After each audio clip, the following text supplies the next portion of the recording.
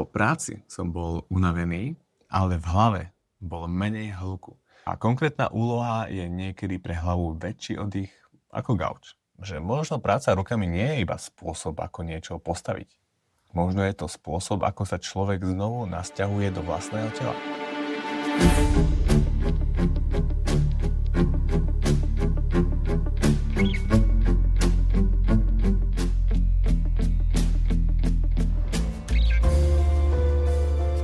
Pamätám si na našu starú stodolu, ktorú sme o tom rozoberali. Strecha bola zhnitá, dosky mäkké, klince trčali z dreva ako zuby chlapa, čo prehral bitku s hygienou. A ja som samozrejme nemal pracovné topánky.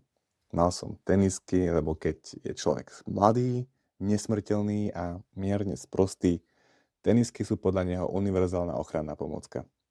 A na jeden z tých klincov som samozrejme vstúpil. Prvá myšlienka bola auto frasa klinec. No a neskôr mi prebehlo, že ty idiot, veď ty si stále odkladal to očkovanie proti tetanu. V ten moment sa žiaľ pre mňa práca skončila a nielen to. Skončila sa aj pre mojich rodičov, ktorí ma museli odviezť do nemocnice na urgent. V tej chvíli ma práca rukami naučila dve veci. Za prvé, realita je veľmi dobrý učiteľ, a za druhé, jej vyučovacie metódy by dnes asi neprešli pedagogickou kontrolou. Klienec sa ma nepýtal na môj harmonogram ani to, ako dokážem pekne rozprávať o bezpečnosti. Len mi okamžite ukázal dôsledok jedného zlého rozhodnutia. A presne to robí práca rukami. Dáva nám spätnú väzbu, ktorú sa nedá odsunúť, vyklikať ani prekecať. Ak je doska krivá, je krivá. Ak spoj nesedí, tak nesedí. Materiál sa nad tebou nezľutuje len preto, že si to dobre vymyslel. Ale keď sa ti niečo podarí, keď opravíš pokazenú vec, alebo keď z kusov dreva vznikne stôl, vidíš, že za tebou niečo zostalo. Vtedy ťa realita nielen opraví, ale vtedy ťa aj odmení. Vítaj pri podcaste Tuhé korene. Dnes sa nechcem pýtať len na to, či je fyzická práca zdravá. Chcem sa pozrieť hĺbšie, čo nás práca rukami učí o trpezlivosti, sebavedomí, vzťahoch, vlastnom tele a o živote, v ktorom už veľa vecí nevieme chytiť do ruky. Poďme ku koreňom. V skratke ti chcem povedať len môj príbeh. Vyrastal som na dedine v Hladovej doline. U nás sa pohyb nevolal aktívny životný štýl. Povedalo sa, že choď po drevo, pokos trávu, alebo tá najnebezpečnejšia veta zo všetkých. Keď už tam ideš, donies ešte, pretože v dedinskom jazyku ešte nikdy neznamená jednu vec. Znamená to, že tvoje plány na popoludnie práve zomreli. Môj otec pracoval s drevom celý život a ja som pri ňom bol hlavný pomocník. Naučil ma držať meter, rezať, podávať náradie, ale najdôležitejšie bolo, že ma naučil pri práci premýšľať. Najprv sa pozrieť, premyslieť poradie, odmerať, predstaviť si, čo sa stane po ďalšom kroku a až potom rezať. Lebo drevo má jednu nepríjemnú vlastnosť. Keď odrežeš 10 cm navyše, nedá sa na to kliknúť tlačidlom späť. Keď som bol na strednej, tak som otcovi pomáhal stavať jednu malú chatku vo Veporských vrchoch.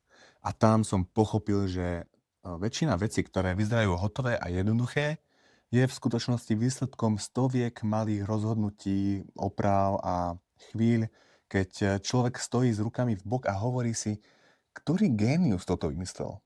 No a potom si spomenie, že to bol on sám. Keď som mal 15, odišiel som študovať do Banskej Štiavnice, ktorá, ako všetci vieme, patrí do kultúrneho dedičstva UNESCO. Bolo to moje prvé väčšie vzdialenie sa od domu a oddielne od sveta, kde sa veci opravovali, lebo to bolo normálne. Mladý chalan v 15 väčšinou nepremýšľa o kultúrnom dedičstve. Premýšľa, kde je najbližšia krčma. Ale spätne vidím, že práve tam sa vo mne skladala jedna myšlienka. Korene nie sú len miesto, z ktorého odídeme. Korene sú aj to, čo si odnesieme v tele. No a potom som sa presťahol do Prahy. Pričuchol som si k modelingu, nočnému životu, no a k práci, pri ktorej som veľa sedel. Keby existovala olympiáda v sedení na rôznych povrchoch, priniesol by som Slovensku možno zlatú medailu. Dlho som mal štiepenú predstavu, že manuálna práca ničí zdravie a že lepší život znamená vyhnúť sa jej. Tak som radšej riešil kvalitu, procesy, reklamácie, KPI a plno stresujúcich úloh. Táto práca ma naučila disciplíne, lenže veľa problémov existovalo len v tabuľkách a na obrazovke. Človek mohol byť celý deň mentálne vyžmýkaný a večer nevedel ukázať ani na jednu vec a povedať si, že toto som dnes urobil. Zvyčajne som zavrel notebook a svet vyzeral presne rovnako ako ráno. Len s tým rozdielom, že v schránke pripudlo ďalších 70 nových e-mailov. Samozrejme, že som chodil aj cvičiť, plávať, bicyklovať niekedy. No a slovo niekedy je cintorín väčšiny dobrých predsavzatí. V pondelok si povieš, odteraz nový život.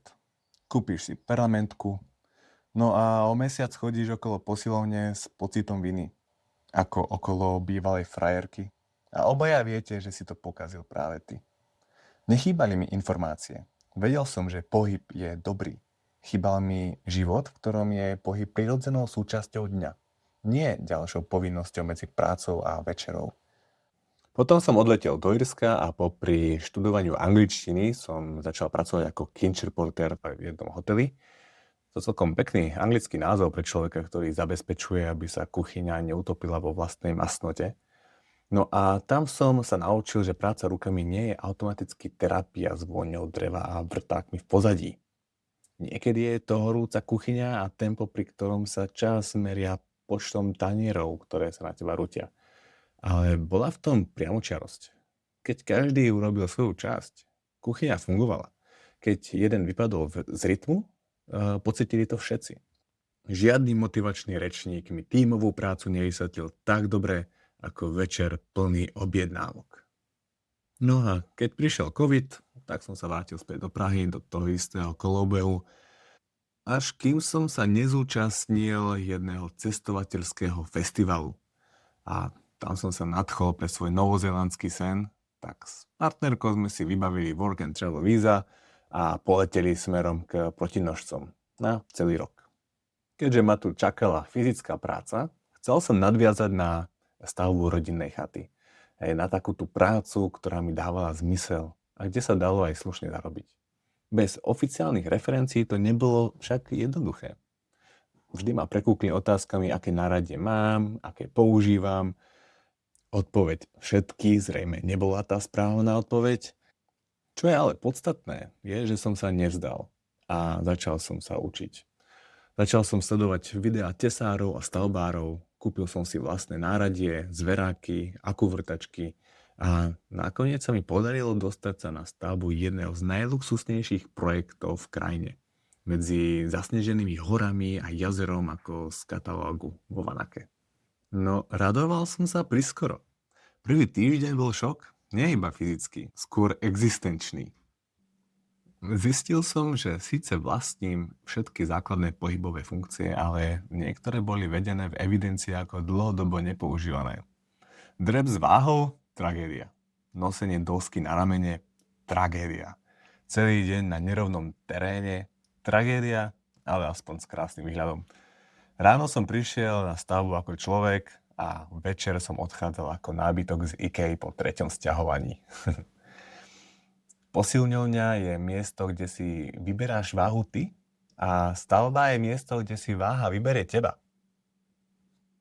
No ale po čase sa niečo zmenilo. Telo si zvyklo, ráno som stával istejšie, ramená neboli stále zrolované dopredu, ako by sa chceli schovať pred svetom. Už aj partnerka mi raz povedala, že ty vyzeráš nejako inak. No a mala pravdu. Nebolo to telo z reklamy na proteín, ale skôr takéto telo, ktoré bolo konečne prítomné. A všimol som si ešte niečo. Po práci som bol unavený, ale v hlave bolo menej hluku. Keď držíš dosku, meriaš, režeš, sleduješ, kam položíš nohu, mozog nemá toľko priestoru organizovať festival tvojich starých životných zlyhaní. Má konkrétnu úlohu a konkrétna úloha je niekedy pre hlavu väčší oddych ako gauč. Vtedy mi prvýkrát napadlo, že možno práca rukami nie je iba spôsob, ako niečo postaviť. Možno je to spôsob, ako sa človek znovu nasťahuje do vlastného tela. A tak som sa začal o túto tému hĺbšie zaujímať. Zažil som si oba svety. Prácu hlavou aj prácu telom. Excel tabuľky sa zmenili na dosky. Reporty na krivé rezy. Meetingy na tie momenty, keď 4 chlapi pozerajú na ten istý problém a nikto nič nehovorí. Lebo všetci vedia, že prvý, kto prehovorí, pravdepodobne dostane za úlohu to opraviť. Nechcem tvrdiť, že kancelária je zlá a stavba je svätá. To by bola lacná rozprávka.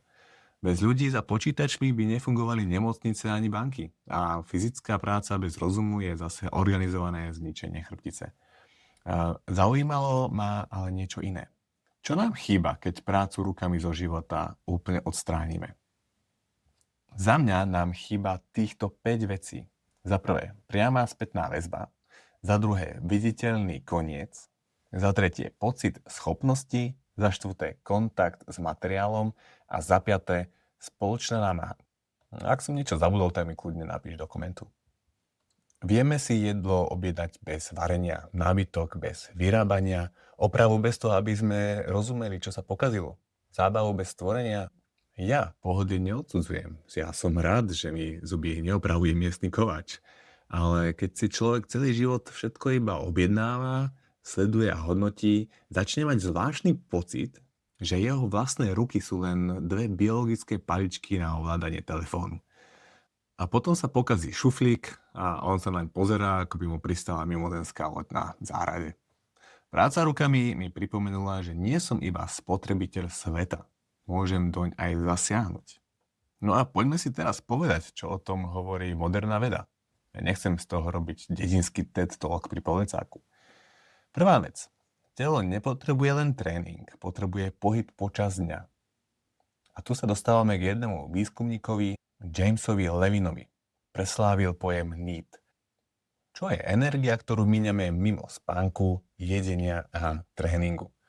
Čiže chôdza, státie, upratovanie, nosenie, práca v záhrade. A problém nie je, že si sadneme. Sadne si ako stolár, tak aj farbár. No problém je, keď telo držíme dlhé hodiny v jednej polohe a čakáme, že 1 hodina tréningu zmaže zvyšok dňa ako guma ceruzku. Nezmaže. Telo sa prispôsobuje tomu, čo robíme pravidelne. Nie tomu, čo máme napísané v našom pláne. A po druhé, viditeľný výsledok buduje pocit, že dokážem konať. Psychológ Albert Bandura tomu hovoril self-efficacy, čo znamená ako vnímaná vlastná účinnosť. Je to ako firemné školenie, v skutočnosti je to veľmi jednoduché. Keď príde problém, dokážem s ním niečo urobiť. Polica nevisí len preto, že si ju dokázal predstaviť.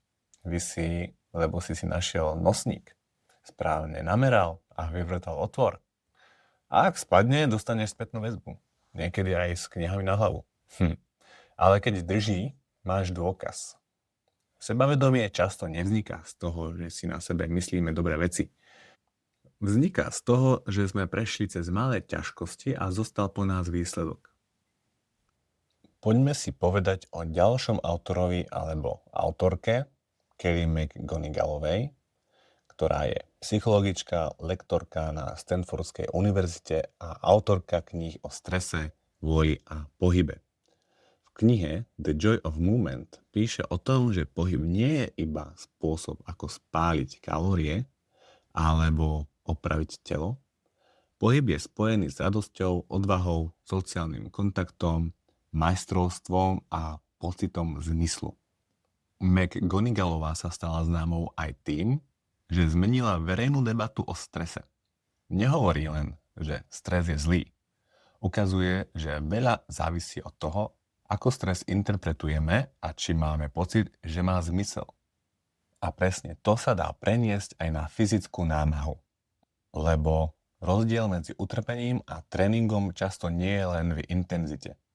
Je to hlavne v zmysle. Keď nesieš ťažké drevo alebo dosky po celý deň a nikto ti nevysvetlí prečo, je to otročina.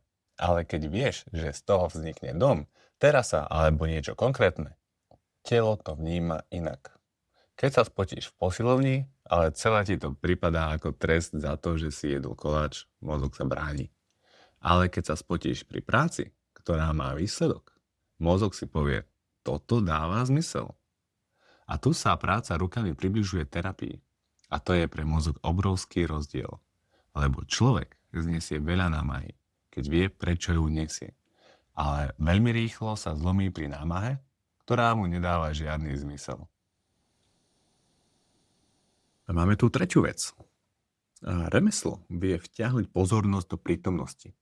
To je taký ten stav, keď brúsíš, varíš, opravuješ bicykel a prestaneš sledovať čas, tak tá psychológia sa volá flow. V roku 2024 výskumníci analyzovali údaje viac ako 7,000 dospelých v Anglicku. 7,000 ľudí, ktorí sa venovali tvoreniu a remeslám, uvádzali o niečo vyššiu spokojnosť s životom. Ale bol to iba pozorovací výskum. Ale zapadá to do skúseností veľa ľudí. Keď niečo tvoríš a vidíš to rast pod rukami, deň má úplne inú chuť. Po štvrté, a za mňa aj najdôležitejšie. Fyzická práca nie je automaticky zdravá. Ťažká manuálna práca môže telo posilniť, ale môže ho aj zničiť. Záleží na dávke, technike a regenerácii tela. Výskumníci tomu hovoria paradox fyzickej aktivity. Napríklad veľká kodánska štúdia sledovala vyše 100,000 dospelých asi 10 rokov. To by bolo celkom zaujímavé, ako sa cítili tí ľudia, keď ťa niekto 10 rokov sleduje. Každopádne zistili, že voľnočasová aktivita súvisela s nižším rizikom srdcovo-cievnych problémov. Vysoká fyzická záťaž priamo v práci mala opačný, komplikovanejší vzťah. Tréning si totiž dávkuješ, striedáš, môžeš prestať. V práci často 8 hodín opakuješ jeden pohyb v chlade alebo v časovom tlaku, čo za mňa vysťuje novodobé otrokárstvo. Preto veta ja nepotrebujem cvičiť, ja robím na stavbe, môže byť pravdivá, ale môže to byť aj veta človeka, ktorý si mýli pohyb s opotrebovaním. To je ako povedať, že auto netreba servisovať, veď stále jazdí. Áno, Jožko, ale do momentu, keď ti spod kapoty ide dým a kontrolka, ktorú si 10 mesiacov ignoroval, teraz konečne oslavuje. Samozrejme, že veda ti teraz nehovodí, choďte všetci muklovať na stavbu. Hovorí niečo rozumnejšie. Hybte sa počas dňa, budujte silu a ťažkú prácu dávkujte tak, aby vás rozvíjala a nie pomaly likvidovala. No a spýtajme sa, ako to robili naši predkovia? Naši predkovia väčšinou nepracovali rukami, pretože objavili trendy, výhody tradičného remesla. Pracovali, lebo ak neurobili drevo, bola zima. Ak nezasadili, nebolo čo jesť. Nechcem ten život idealizovať. Bol samozrejme tvrdý. Ľudia sa prácou ničili. Bez modernej medicíny, bez možnosti povedať si, že dnes nejdem. Telo potrebuje regeneráciu. Nechajte ma tak. Ale v tom starom spôsobe života boli aj veci, ktoré sme cestou žiaľ stratili. Ako napríklad, že práca mala svoj rytmus. Určovalo ju počasie, sezóna, svetlo. Boli obdobia námahy a aj obdobia opráva pokoja. Príroda nedodržiavala firemný kvartál a sliepka neznášala viac vajec len preto, že manažment zvýšil KPI. Ďalej, to boli vedomosti, ktoré prechádzali cez spoločnú prácu. Nie cez návod. Dieťa pozeralo, podávalo, skúšalo, pokazilo a skúsil znova. Ako silno držať, kedy prestať tlačiť, to sú vedomosti. Toto sa len tak nenaučíš, toto musíš zažiť.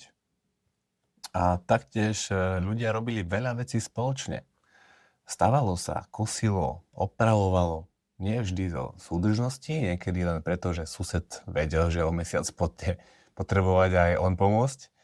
Čiže peniaze nehrali žiadnu rolu. Bola to tá pravá sila komunity. Napríklad na stavbe sa najlepší rozhovor začína vetou podrž mi toto, hento. No a o 10 minút riešite hypotéky, o 20 minút rozvody, o pol hodinu zase zmysel života, nadávajúc spolu na ľudí, ktorí vyrábajú šitné skrutky, no a tak ďalej.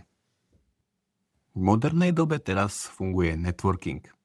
Networking je, keď si dvaja ľudia v pekných topánkach vymenia kontakt, no a tvária sa, že si raz pomôžu. Pracovné kamarátstvo je ale, keď ti niekto drží rebrík, zatiaľ čo ty stojíš 3 metre nad zemou a tvoj život visí na jeho pozornosti. Naši predkovia nám nezanechali len výrobky a domy. Zanechali nám spôsob učenia. Najprv sa pozeraj, potom skús, rešpektuj materiál, pomôž druhému, lebo raz budeš potrebovať pomoc aj ty. A ak pracuješ za počítačom, nemusíš dávať zajtra hneď výpoveď a ísť murovať. Stačí vrátiť prácu rukami do života v malej dávke. Mám tu pár praktických rád, ktoré môžeš použiť ešte kľudne aj dnes. Za prvé, skús aspoň raz za deň urobiť niečo fyzické, čo má výsledok. Napríklad môžeš uvariť nejaké jedlo, opraviť uvoľnenú ručku, presadiť rastlinu, nabrúsiť nôž. Nemusí to byť veľký projekt. Dôležité je, aby si večer vedel ukázať na výsledok. Za druhé, prerušuj dlhé sedenia. Postav sa, prejdi sa, pozri do diaľky. Nemusíš pritom robiť 20 repov, len pravidelne meň polohu. Za tretie, nauč sa jednu základnú zručnosť. Použij vrtačku, oprav defekt, prišij gombík. Ak nevieš, ako začať, tak behni do predajne s náradím a si poradiť. Tak som to robil ja. Prípadne použij Google alebo AI a ostatné sa naučíš za pochodu. Za štvrté, rob občas niečo s niekým. Pomôž kamarátovi so sťahovaním či záhradou. Rozhovor ide niekedy ľahšie, keď sa ľudia nepozerajú neustále do očí, ale spoločne držia kus dreva. A ak už teda pracuješ fyzicky, buď na stavbe, v dielni, v kuchyni, na farme, ty nepotrebuješ ďalšie reči o tom, aké je krásne makať. Ty potrebuješ telo, ktoré ti vydrží. Takže nebuď hrdina prvý týždeň. Svaly sa prispôsobia rýchlo, šľachy a klby potrebujú viac času. Striedaj pohyby a strany, lebo keď všetko robíš jednou rukou, jedným smerom, telo sa prispôsobí ako strom vetru. Taktiež spánok, jedlo a pitná voda nie sú odmena. Je to materiál na opravu tvojho tela. A hlavne, používaj ochranu, ktorá zodpovedá riziku. A nie, teraz nemyslím Durexy.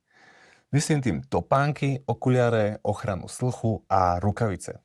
Nie je to kostým pre bojazlivých, je to výbava človeka, ktorý chce mať od 10 rokov stále dve funkčné oči a približne rovnaký počet prstov. No a hudbu či podcast si s chráničou sluchu počúvaj iba tam, kde tým nestratíš prehľad v okolí. Tuhé korene ti možno zlepšia deň, ale nechcem byť posledná vec, ktorú budeš počuť pred cúvajúcim bagrom. Zjednodušene, tvrdosť bez rozumu nie je sila. Je to len drahá forma ega. No a ak ťa táto téma chytila, mám tu pre teba jeden experiment. Volá sa jedna skutočná vec. Vyber si jednu malú fyzickú vec, ktorú dokážeš dokončiť do 7 dní. Nie digitálnu ani nejaký pracovný e-mail, ale skôr niečo, čo bude existovať aj po vypnutí elektriky. Opravený šuflík, zavesená polica, nabrúsený nôž a možno upečieš chleba. Alebo tá krabica vecí, všetci ju máme, ktorá sa po byte sťahuje tak dlho, že by už mala mať vlastný trvalý pobyt. Mám ale k tomu 3 pravidlá. Daj tomu aspoň 20 minút sústredenej práce. Telefón použij iba na potrebný návod a potom ho odlož. YouTube môže pomôcť, nie sme v stredoveku, len nedovoľ, aby sa z videa ako opraviť šuflík stali ohodený záber a chlapíka, čo stavia bazén v džungli. No a potom sleduj. Zastav sa a všimni si, ako sa cítila tvoja hlava pred prácou a ako sa cíti teraz. Nejde o výkon, nemusí to byť krásne, len dokončí jednu skutočnú vec bezpečne, vlastnými rukami. To je všetko, nič viac, nič menej.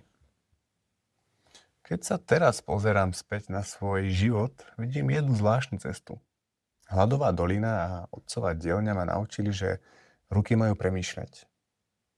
Šťavnica, kde som študoval, mi ukázala, že poctivá práca môže zostať v krajine dlhšie ako človek.